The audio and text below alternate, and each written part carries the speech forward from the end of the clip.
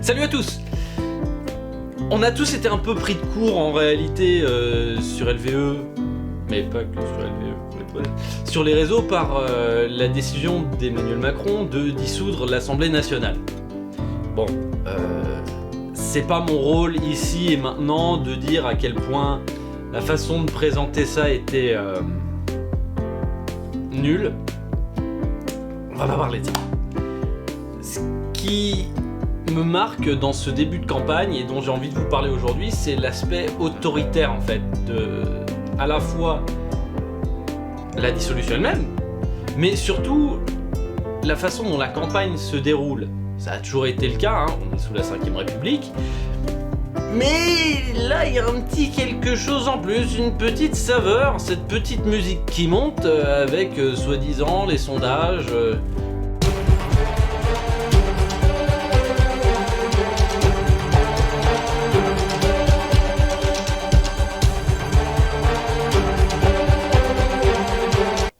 Remarquez quand même qu'il y a un point commun entre tous les présidents qui ont dissous, puisque c'est la 6ème fois dans notre histoire politique récente, donc sous la 5ème République, qu'un président dissout l'Assemblée nationale.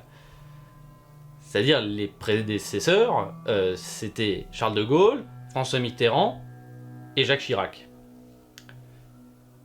Tous ces présidents sont les seuls présidents à avoir été réélus. En soi, on pourrait se dire que c'est pas très important.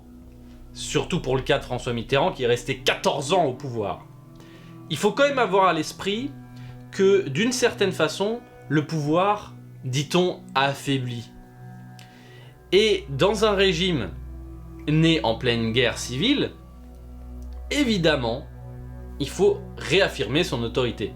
Et c'est ce qu'Emmanuel Macron n'arrête pas de faire depuis, grosso modo, depuis le début de son mandat, on dirait avec les Gilets jaunes, si on remonte aussi loin, mais on peut se rapprocher un peu plus et constater que ces penchants à dire qu'il faut de l'autorité, ils sont clairement affirmés depuis que Édouard Philippe a quitté Matignon. À peu près. Mais dans ce contexte, où la question d'autorité est au centre du discours de droite, parce que, voilà, on va le dire, hein, Macron, c'est la droite. Et donc, de fait, ça a toujours été au centre du discours de l'extrême droite. Il reste à voir comment cette notion-là est traitée dans la campagne par l'ensemble des acteurs politiques de la campagne en cours. Donc, aussi bien par la droite, l'extrême droite, que la gauche, et l'extrême gauche qui, cette fois-ci, participe aussi de la campagne aux côtés de la gauche. Clarification nécessaire. Le nouveau Front Populaire, c'est la gauche. Donc, le Parti Socialiste, Europe Écologie Les Verts, le Parti Communiste Français, la France Insoumise et toutes les composantes de la France Insoumise, puisque c'est pas un parti.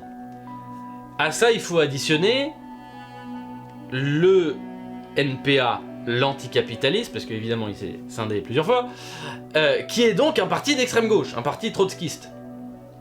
Donc, effectivement, l'extrême gauche participe à cette campagne, ce qui ne valide pas l'expression de droite qui dit que, en fait, le PS c'est l'extrême gauche maintenant, le nouveau Front Populaire c'est l'extrême gauche. Ça n'est pas vrai, bien évidemment. Le nouveau Front Populaire est obligé de se situer par rapport à ce cadrage autoritaire.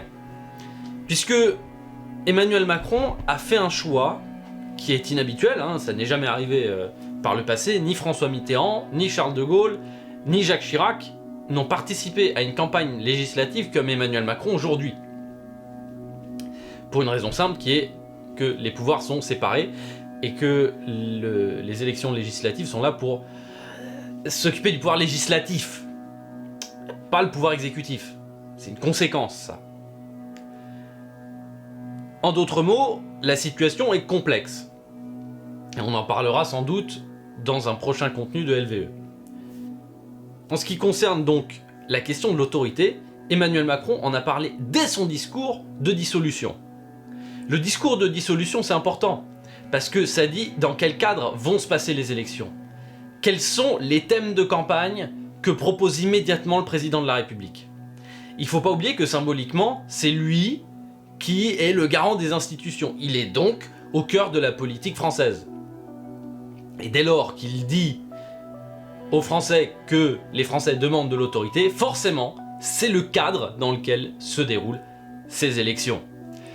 L'extrême droite et la droite sont là pour rétablir l'autorité, de différentes façons, avec différents symboles, et notamment si on prend la droite macroniste, un de leurs symboles phares en ce moment, c'est le fameux SNU, le service national universel, cette ressucée du service militaire.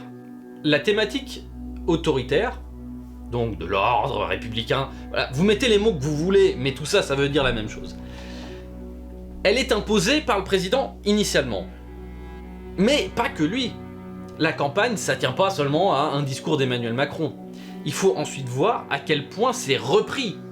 Et c'est repris par l'ensemble des acteurs du débat public, pas seulement du débat politique. C'est-à-dire, vous me voyez venir, la presse audiovisuelle, mais aussi une part non négligeable de la presse écrite, qui cadre complètement ces élections. Puisque, bon, les élections se passent dans un temps tellement court que la seule expression possible de cette campagne, c'est à travers des interviews. Des interviews à la radio, des interviews à la télé, ou des débats. Donc, qu'est-ce qu'on voit dans ces interviews ? Le cadrage, c'est-à-dire la façon dont le sujet est abordé, met comme prémisse les mots du président de la République, et ce, dans l'ensemble de la droite et de l'extrême droite. En somme, on va faire simple, il y a une forme de bolloréisation du débat public et du débat médiatique. Donc, globalement, la thématique de l'ordre et de l'autorité telle qu'elle est vue par la droite est centrale dans la façon d'aborder cette campagne sur la thématique de l'autorité, qui d'ailleurs revient en permanence, puisque dès lors qu'on essaie de parler d'autre chose, en fait, ça ne marche pas. Et la question de l'autorité, elle va plus loin. Parce que, bon, il y a l'autorité de l'État, c'est de ça dont on parle, hein, concrètement. L'autorité de l'État, la police, les militaires, bon bref, vous connaissez l'histoire. Mais en fait, il n'y a pas que ça. Puisqu'il y a l'autorité du chef. À quel point est-ce qu'un chef peut chefer ? Qui est une question cardinale à droite. Hein. Et notamment, est-ce que Macron est un chef ? Un vrai chef, hein, la question qui avait été posée par le général de Villiers à l'époque, avant d'être viré. Mais ça vaut pour tous les partis de droite. Regardez ce qui se passe à LR, avec Éric Ciotti, qui est un chef... Si vous regardez au sein de Renaissance, c'est qui le capitaine ? Parce que, bon, officiellement, c'est l'actuel ministre des Affaires étrangères, Stéphane Séjourné. Gilles Legendre est pas d'accord, et il n'a pas eu d'investiture alors qu'il a été le président du groupe macroniste à l'Assemblée nationale. Donc ça commence sérieusement à poser des questions, tout ça. Et puis, bon en ce qui concerne l'extrême droite, regardez ce qui s'est passé au sein de Reconquête, hein, Marion Maréchal qui s'est faite virer pour avoir dit qu'elle était juste un petit peu pas d'accord avec Éric Zemmour. Éric Zemmour qui a donc tendance à cheffer plus qu'à diriger. Et il reste plus que le Rassemblement National où Jordan Bardella s'affirme comme président à la place de Marine Le Pen. Mais Marine Le Pen est quand même là comme figure paternelle, ou maternelle, c'est comme vous voulez. Guerre des chefs.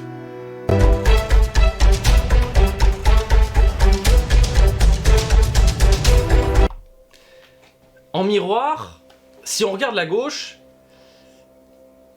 il y a une guerre des chefs apparente. Apparente dans la mesure où, si vous écoutez la façon dont est traitée la gauche dans l'ensemble, dans la presse, et notamment la presse audiovisuelle, BFM TV, CNews, LCI, TF1, France 2, dans l'ensemble, ça donne quand même l'impression que ils arrêtent pas de se tirer dans les pattes. Que personne n'est d'accord à gauche, que, tout comme le disait Manuel Valls, il y a des gauches irréconciliables, bref, vous avez le décor. Est-ce que c'est vrai ? Est-ce que c'est effectivement ce qui arrive ?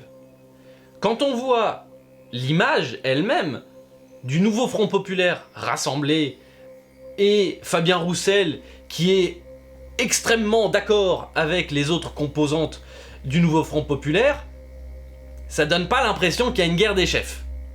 Donc, d'une certaine façon, en miroir, la gauche n'est pas tombée dans ces travers-là d'autoritarisme, de guerre des chefs permanente. En revanche, il est vrai que c'est une mise en scène d'une guerre des chefs en permanence. Oui, mais il y a Jean-Luc Mélenchon derrière. Oui, mais regardez, il y a François Hollande. Oui, mais regardez, Raphaël Glucksmann, il n'est pas d'accord. Oui, mais regardez, machin, et bidule les trucs. Et Jérôme Gage. Sauf que, à force de faire du name dropping, on n'a pas l'image générale de ce qui se passe. Et l'image globale, c'est de ça dont on parle aujourd'hui. C'est du fait que ce à quoi la gauche doit résister dans cette campagne législative, c'est à cette tendance à individualiser les questions politiques, qui en réalité sont des questions beaucoup plus larges et beaucoup plus globales. En évitant cette guerre des chefs, cette forme d'autoritarisme, ou en tout cas d'essayer d'en parler, de le formuler avec ces termes-là, qui sont en réalité les termes de la droite et de l'extrême droite, la gauche peut, d'une certaine façon, briser le cadre, puisque je vous parlais de cadrage tout à l'heure, elle peut briser ce cadre qui est donné et qui ne fait pas sens. Il n'a pas de réalité matérielle. Casser ce cadre, ça passe notamment par du collectif. C'est-à-dire, à droite, ça pose pas trop de problèmes de faire une guerre des chefs parce que l'idéologie de droite est extrêmement individualiste. Dès lors, bon, si on vous parle de François-Xavier Bellamy, qui lui est plutôt favorable à l'alliance LRN, bon, ok, c'est Bellamy, et puis de toute façon, c'est pas étonnant vu ce qu'il dit d'habitude. Mais dès lors qu'on parle de projet collectif, dès lors qu'on vous dit que on va essayer de mettre en place des dispositifs d'aide aux plus défavorisés, là, mettre en avant des individualités, ça n'a pas la même logique, ça n'a pas la même portée.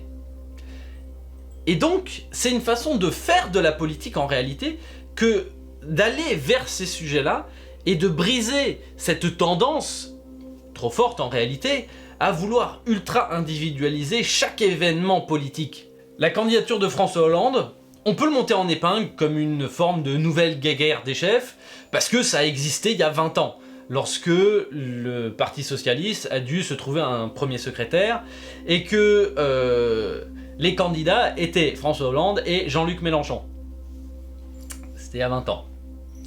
On pourrait refaire cette guerre parce que Jean-Luc Mélenchon avait promis de remplacer le PS, parce que machin, parce que bidule. Et c'est ce qui est fait. C'est ce qui est fait parce que c'est la vision purement de droite de comment se passe la politique au sein d'une grande famille politique, même si le terme est pas très heureux.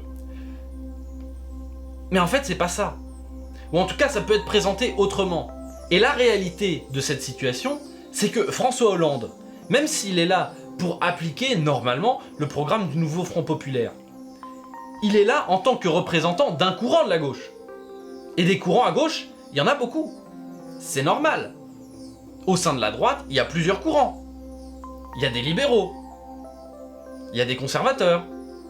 Il y a des autoritaires. Je vous fais pas tout le laïus sur la droite, on parle de la gauche aujourd'hui. Mais donc c'est pareil. Il y a évidemment plusieurs courants qui amènent à des frictions entre les sociodémocrates, les sociolibéraux, les socialistes, les communistes, pour ceux qui restent, les trotskistes, bon, c'est l'extrême gauche. Quoi qu'il en soit, il y a ces frictions-là qui amènent forcément à une forme de lutte, ou en tout cas, une forme de désaccord entre les différentes composantes de la gauche. Et ça arrive à un compromis qui est le programme du nouveau Front Populaire, notamment. Cette campagne politique, elle peut également être une campagne de terrain. Alors oui, dans l'ensemble, les députés, lorsqu'ils font campagne directement sur le terrain, ils vont tracter, ils vont sur les marchés. Malgré tout, il faut avoir à l'esprit que cette pratique-là du militantisme politique avait été à un moment partiellement abandonné. Notamment par des mouvements de droite et par le Parti Socialiste qui pouvait se dire qu'il était en bonne position pour gagner avec une campagne nationale. C'est plus aussi vrai aujourd'hui. La France Insoumise a aussi une image de parti parisien, ou en tout cas est présenté comme tel, Europe Écologie Les Verts encore plus, et donc de ne pas être en mesure de toucher directement le terrain. Mais une campagne de terrain, c'est pas seulement le candidat qui va voir Madame Michel sur le marché, Monsieur Machin à sa porte, puisque le porte-à-porte c'est aussi une façon de faire du militantisme qui a été longtemps abandonnée, et c'est bien que ça revienne. En plus de ces options-là, la gauche dispose de relais potentiels, que sont les syndicats. Lorsque l'appel au nouveau Front Populaire a été lancé notamment par François Ruffin, l'idée était d'avoir un rassemblement qui aille au-delà des partis, c'est-à-dire en incluant les syndicats, en incluant les associations proches des idées de gauche, par exemple des associations antiracistes, par exemple des associations LGBT, par exemple des syndicats comme la CGT. Et il faut remarquer une chose, c'est que la CGT a fait un choix cette année qu'elle n'avait plus fait depuis très longtemps, qui est d'appeler à voter pour le nouveau Front Populaire. Donc cet appel a été partiellement entendu. Reste à voir ce que ça donne. La suite, c'est de mener campagne avec tous ces relais-là. Ça devient une campagne politique qui prend une ampleur que la gauche n'a pas connue depuis très longtemps. Ça donne une image d'un collectif. Un collectif hétérogène, et c'est normal, mais un collectif quand même. Un collectif avec plusieurs forces. Des forces associatives. Des forces également syndicales. Des représentants du monde du travail. Et les syndicalistes ont été reconnus comme des représentants du monde syndical grâce notamment à la dernière grève contre la réforme des retraites. Ça a changé profondément la vision du monde syndical. Et la gauche peut profiter de cette situation-là. Et la position des syndicats aujourd'hui a tellement changé par rapport à ce qu'on a pu connaître il y a 3 ans, concrètement, que dites-vous bien que même Raphaël Glucksmann a proposé que ce soit un ancien syndicaliste qui soit la tête de liste pour devenir Premier ministre. En l'occurrence, Laurent Berger. Pour prendre un cher collègue que nous apprécions beaucoup, qui est Clément Viktorovitch, lui proposait que ce soit Sophie Binet, qui est secrétaire générale de la CGT. Quoi qu'il arrive, aujourd'hui, le rapport entre responsables politiques et responsables syndicaux a été totalement bouleversé dans l'ordre qu'il y a entre les deux, dans le rapport de force qu'il y a entre les deux. C'est-à-dire aujourd'hui, un responsable syndical est en mesure quasiment de discuter d'égal à égal avec Jean-Luc Mélenchon, par exemple. Pour faire la suite en fait de cette position des syndicats par rapport aux responsables politiques, il y a une chose quand même que représentent les syndicats, c'est le collectif. Et en représentant le collectif, ils disent une chose extrêmement importante. C'est qu'on n'est pas dans des querelles de personnes. Et la gauche a besoin de ça. Pour justement être en miroir de la droite, qui a tendance, je vous le disais plus tôt, à se faire la guerre en permanence entre les différents chefs. Là, au moins, si on sort des querelles de personnes, se dégage une réelle image de collectif. Et le collectif, ça conditionne plusieurs choses, qui sont des valeurs profondément de gauche. L'une d'entre elles, c'est la solidarité. La solidarité, c'est un concept structurant de la gauche. Et structurant, ça veut dire ce que ça dit. Ça crée des structures à part entière. Pour vous donner quand même quelques exemples. La sécurité sociale. C'est une structure essentielle de la solidarité, qui est donc constitutive également d'une part essentielle de la pensée de gauche. Et la sécurité sociale, bon, d'après des sondages qui ont la valeur qu'ils peuvent avoir, les Français y sont beaucoup attachés. Bon, ça démontre quand même que cette valeur-là de solidarité reste structurante. Et c'est une façon aussi de travailler sur le fait de faire société. Promouvoir la solidarité, c'est aussi permettre à un moment de poser les conditions du contrat social. De dire que ce contrat entre nous tous doit être renouvelé. Et c'est ça la pensée de gauche. C'est ça faire de la politique. C'est ça faire du terrain. C'est ça être en prise directe avec le réel. Et ça, pour le coup, les relais associatifs et syndicaux permettent ça directement.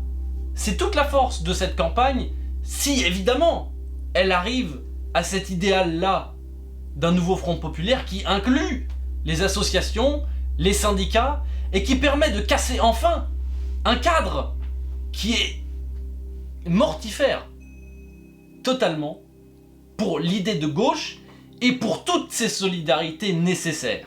Une fois qu'on est sorti des querelles de personnes, une fois qu'on a fait une campagne politique, bon, il y a encore un autre horizon à tracer. Parce que c'est pas le tout, mais la gauche, c'est pas moi qui le dis, c'était François Hollande en 2012, c'est aussi un peu le changement de temps en temps. C'est fondamentalement des idées de progrès. Avec des grosses guillemets, s'il vous plaît. Une chose essentielle, et Jean-Luc Mélenchon en parlait en 2022, c'est de changer de méthode de gouvernance. Lui parlait de gouverner par les moyens. C'était dans sa vision de la politique économique. On peut dépasser ça. Il n'y a pas que la politique économique dans la vie. Il y a aussi la politique sociale, notamment. Même si les questions économiques touchent à la politique sociale. Bref. Cette nouvelle méthode de gouvernance, elle se défait nécessairement de l'autoritarisme. Et notamment par ses relais de solidarité. Mais ça va plus loin que ça. Une nouvelle méthode de gouvernance dans laquelle on se défait de l'autoritarisme, elle implique aussi une modification institutionnelle conséquente. Et parmi ces modifications institutionnelles, il y en a une dont je vous avais parlé il y a assez longtemps dans une émission qui avait été diffusée en direct, qui était la fin de Beauvau, du ministère de l'Intérieur. Mais il y a une autre administration à laquelle on peut s'attaquer et qui peut être déconstruite. C'est Matignon.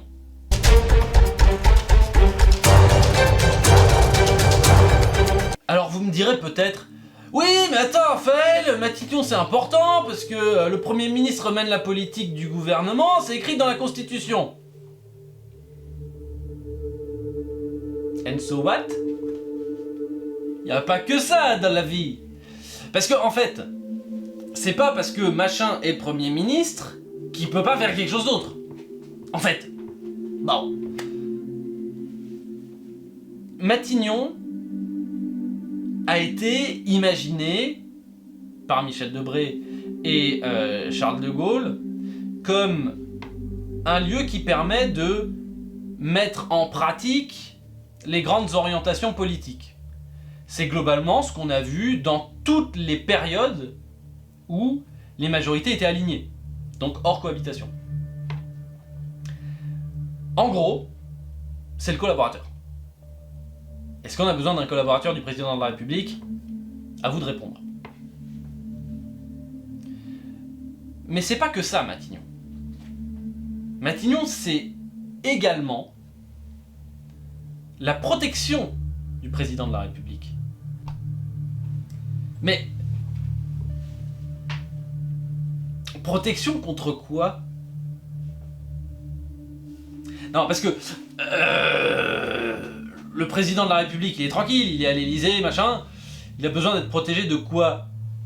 D'un renversement? Ce qui contribue à dire que notre constitution a été adoptée à une période de guerre, hein, concrètement. Si vous regardez Clément Viktorovitch, hein, notre constitution est une constitution de guerre civile. Et vous faites ce que vous voulez de cette information. Bon. Ajoutons une chose. Institutionnellement, le président, il est quand même assez tranquille. Il a une immunité pendant tout son mandat. Il est irresponsable devant la Chambre. Et la procédure de destitution du président de la République n'a jamais été enclenchée.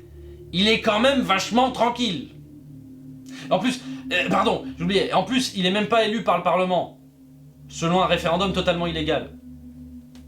Petite parenthèse. Alors tout ça pourquoi ? Matignon, ça sert à quoi ?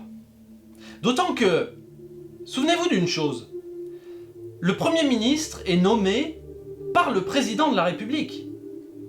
Matignon, c'est le fait du prince. C'est déjà une institution autoritaire par essence. Tout comme d'ailleurs le ministère de l'Intérieur, et c'est pour ça que, pour ma part, je suis favorable à une dissolution du ministère de l'Intérieur. Là, je vous parle que de la Constitution. Mais il faut se rendre compte qu'un ministère, c'est deux choses. C'est effectivement un dirigeant, mais c'est également un responsable d'administration.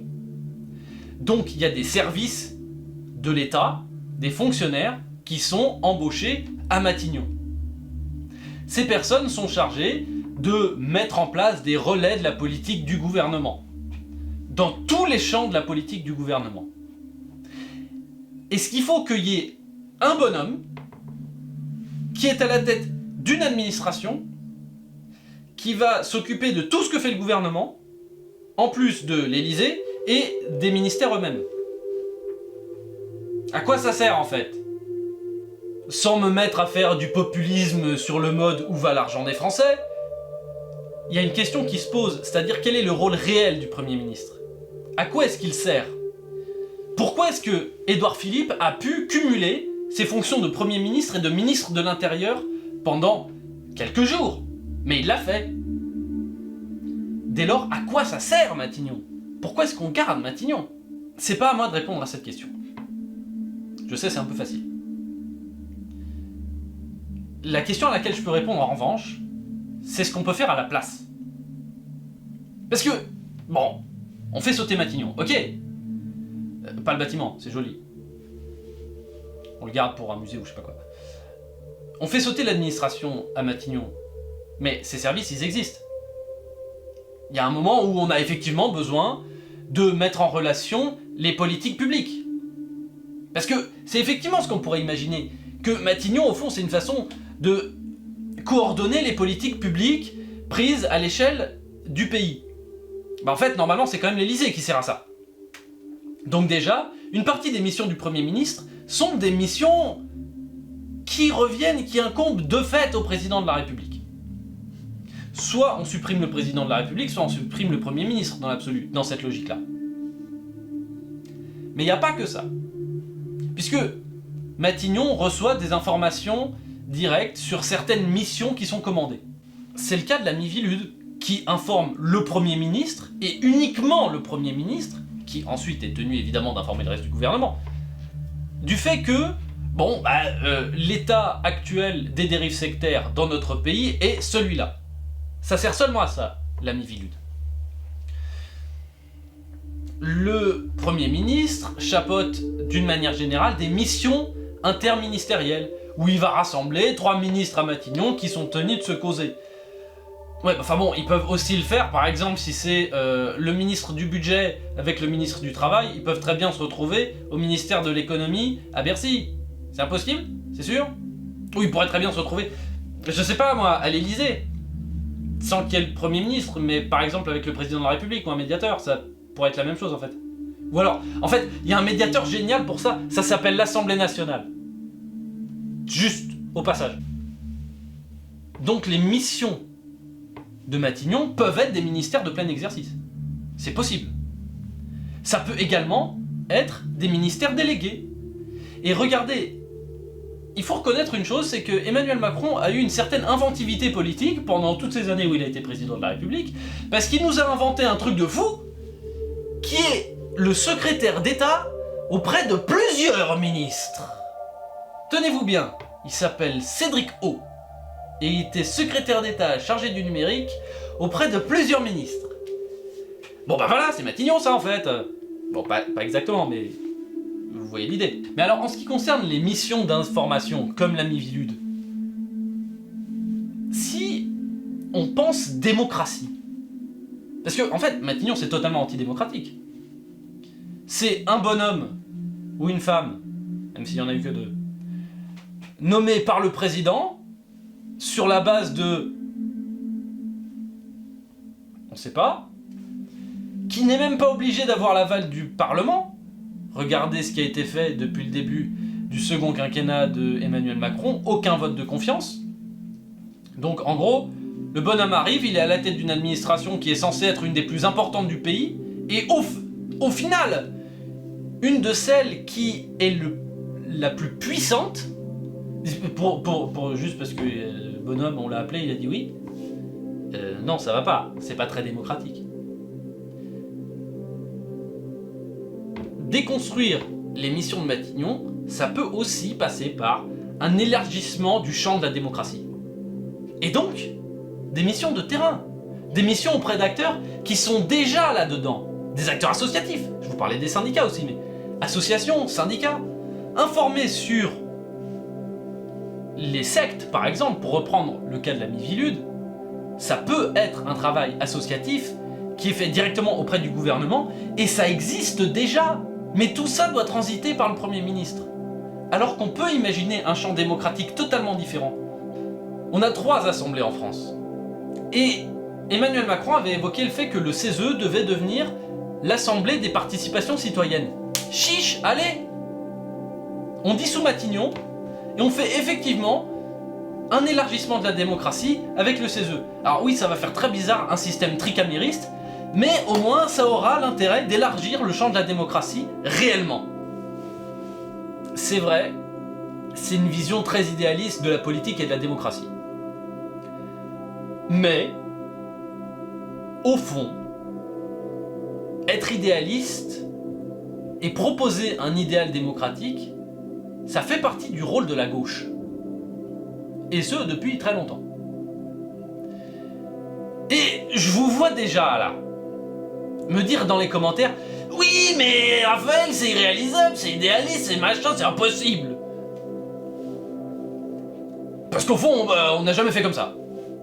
Et puis on a toujours fait avec un Premier ministre, machin. Alors, bon, je dois quand même vous mettre en garde sur le fait que je pense que si vous me dites ça, c'est que vous êtes victime d'un biais qui est celui de ne pas vous rendre compte du fait que Matignon est très récent. C'est une administration qui n'est pas née avant la 4ème République. Au sens où, oui c'est vrai, sous la 3ème République il y avait un président du Conseil. Oui, sous la 4ème République également. La différence, c'est que sous la 3ème République, et Léon Blum ne fait pas exception, le président du Conseil cumulait sa fonction de président du Conseil avec une autre fonction ministérielle. Léon Blum, lors de son second passage à la tête du gouvernement, était ministre du Trésor et président du Conseil. Albert Sarraut était ministre de l'Intérieur et président du Conseil. Et il a également été ministre de la Marine et président du Conseil. Donc, bon, c'est pas impossible. En gros, le rôle du président du Conseil à l'époque, c'était pas de diriger le gouvernement, d'être celui qui doit organiser administrativement la politique du pays. Non, son rôle c'était au fond d'être un porte-parole. Est-ce qu'on a besoin de beaucoup plus en réalité, sachant qu'il y avait un ministre de l'Information à l'époque, et que nous on a un porte-parole à la place? Non, c'est pas nécessaire de faire plus. Déconstruire Matignon, c'est déconstruire cette idée que il faut absolument une tête, un leader, le mec qui va amener tout le monde. Oui, mais enfin c'est pas le Premier ministre, déjà institutionnellement c'est même pas lui.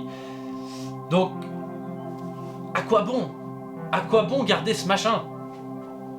Pour reprendre une phrase de De Gaulle. Ce que vous pouvez retenir de ces exemples historiques, c'est que un ministère, c'est aussi des fonctionnaires. C'est pas un bonhomme. C'est pas juste Bruno Le Maire. C'est pas juste Gérald Darmanin. C'est beaucoup plus large que ça. Et les administrations sont là pour assurer la continuité des politiques. C'est d'ailleurs ce qui leur vaut en permanence d'être vilipendés par la droite qui considère que l'administration freine des cas de fer pour éviter qu'il y ait des réformes. Et ces administrations sont également là pour permettre que lorsqu'on est dans une situation où par exemple un gouvernement démissionne, mais donc gère les affaires courantes, en fait c'est pas les ministres qui gèrent les affaires courantes, ce sont les fonctionnaires des ministères. On en a besoin de ces administrations-là dans une organisation telle qu'elle est faite aujourd'hui, institutionnelle, structurée. Les administrations permettent la poursuite des politiques. Et donc, d'une manière générale, ne plus avoir cette administration de Matignon, c'est pas grave, parce qu'il y a toujours les autres. Elles sont toujours là pour compléter à un moment ou à un autre. Déconstruire l'administration de Matignon, ça implique également de renforcer profondément la communication entre les différentes administrations. Et faire ça, c'est également changer de méthode de gouvernance. Parce que ça implique beaucoup plus d'acteurs. Parce que c'est une situation dans laquelle il y a toujours un moment où quelqu'un qui connaît un dossier va te dire « Oui, mais attends, ce que tu proposes, ça va peut-être remettre en cause tel droit acquis. » Puisqu'il y a une discussion entre le budget, le ministère du budget et le ministère du travail, peut-être qu'on va pas faire quelques coupes budgétaires. Là où, aujourd'hui, Matignon tranche. Ça devient une mutualisation du travail ministériel, du travail gouvernemental. Et là, on entre dans un nouveau paradigme. Et là, on arrive à une nouvelle méthode de gouvernance, et c'est tout à fait possible. Les administrations sont réorganisées en permanence. Il suffit d'un décret. Arrêtez de me dire que c'est pas possible. Alors, au final, la difficulté de la gauche est ce qui fait que, d'une certaine façon, aujourd'hui, certains disent qu'elle a peu de chances de l'emporter. Ça tient notamment aux conditions d'expression du débat public. Et ces conditions qui sont posées notamment par la presse, laquelle presse a tendance à suivre le cadre proposé par les représentants les plus hauts de nos institutions.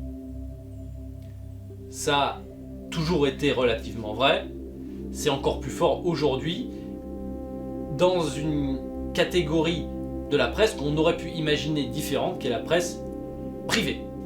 Malgré tout, les valeurs et la pensée de gauche réussissent à trouver des moyens d'expression, des relais en réalité, qui sont à la fois populaires et efficaces. Si vous regardez ce qui s'est passé sur les réseaux sociaux, et cette tribune d'un ensemble de créateurs de contenu qui ont appelé clairement à voter pour le nouveau Front Populaire, regardez même sur WhatsApp des collectifs qui se créent, notamment dans la sphère antiraciste, avec l'un qui s'appelle le Front Antiraciste, mais dans l'ensemble des initiatives comme celle-là, qui sont des initiatives de groupe, qui sont des initiatives de solidarité, et qui nous amènent à nouveau à montrer qu'il est possible de faire de nouvelles gouvernances. D'une certaine façon, ce halo de la gauche démontre réellement comment on peut faire concrètement par la suite une fois que la gauche arriverait au pouvoir. Elle démontre dans la réalité les solidarités qui existent. Et si la gauche s'appuie là-dessus, non seulement elle a des chances de remporter les élections, mais en plus, elle a de vrais relais partout dans la société, au plus près des personnes qui sont concernées par les difficultés. Et tout ça, ça va bien au-delà de cette soi-disant idée de simple barrage à l'extrême droite. Oui, c'est vrai, il faut battre l'extrême droite. Oui, c'est vrai, il faut battre la droite d'Emmanuel Macron qui crée de faux clivages. C'est vrai tout ça. Mais on ne peut pas se contenter aujourd'hui de pure lutte défensive. Le sens de cette vidéo, c'est de dire que globalement, la gauche a tout ce qu'il faut pour mener de nouvelles luttes. Et des luttes qui sont positives. Pour de nouveaux droits. Pour permettre justement une expression plus globale de l'émancipation humaine. Et c'est de ça dont il s'agit aujourd'hui. C'est pas seulement de dire battre l'extrême droite. Oui, évidemment, il faut battre l'extrême droite. Mais ça, normalement, il aurait jamais fallu l'oublier. Aujourd'hui, c'est la gauche qui doit battre Emmanuel Macron. Ça ne peut pas être la droite LR qui ne s'est pas associé au RN. Ça ne peut pas être l'extrême droite pour des raisons évidentes. La gauche est la seule force qui recrée de la politique là où il n'y en a plus. Et on a besoin de ça. De recréer des vrais clivages politiques. Que l'affrontement entre des idées soit clair. Cette clarification politique dont parlait Emmanuel Macron, il n'a rien compris à ce que c'était. Et c'est ça ce qui doit se passer, et seule la gauche peut nous y amener.